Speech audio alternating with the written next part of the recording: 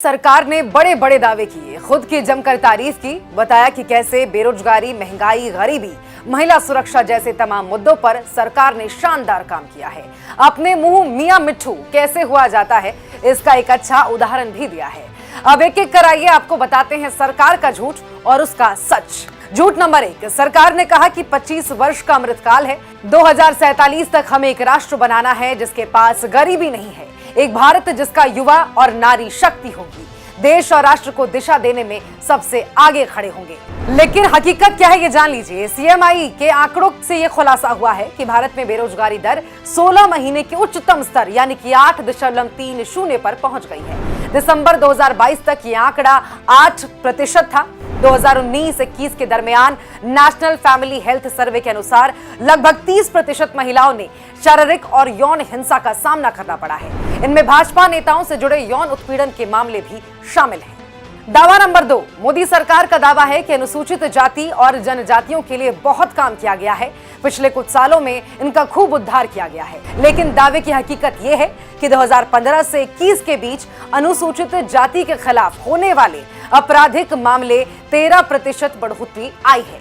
वहीं अनुसूचित जनजाति के खिलाफ होने वाले आपराधिक मामलों में 40%, जी हां 40% तक की बढ़ोतरी देखी गई है।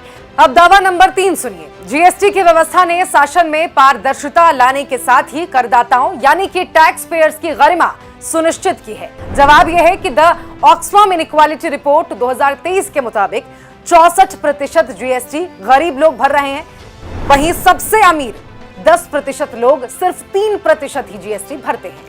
भारत का मध्यम वर्ग आर्थिक बोझ से कुचला जा रहा है।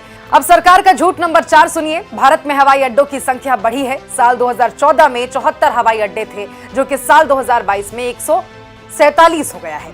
भारत दुनिया का तीसरा सबसे बड़ा विमान बाजार हो गया है।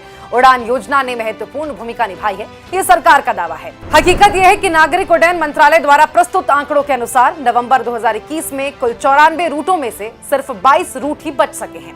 Centre for Asia Pacific aviation India की रिपोर्ट कहती है कि उड़ान योजना के तहत तैयार किए गए 70 हवाई अड्डों में से 46 कम सेवा वाले हवाई अड्डे हैं, जहां से हर सप्ताह 7 या उससे भी कम कमर्शियल फ्लाइट उड़ान भर सकते हैं।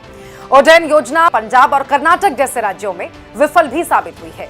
सरकार का दावा नंबर 5 है कि सरकार ने हर घर जल प्रदान करने के लिए जल जीवन मिशन योजना की शुरुआत की थी। इस पर आंकड़े जारी करते हुए सरकार ने यह कहा कि इस योजना के शुरू होने से पहले पिछले 7 दशक में 3 करोड़ 25 लाख घरों तक ही पानी का कनेक्शन था।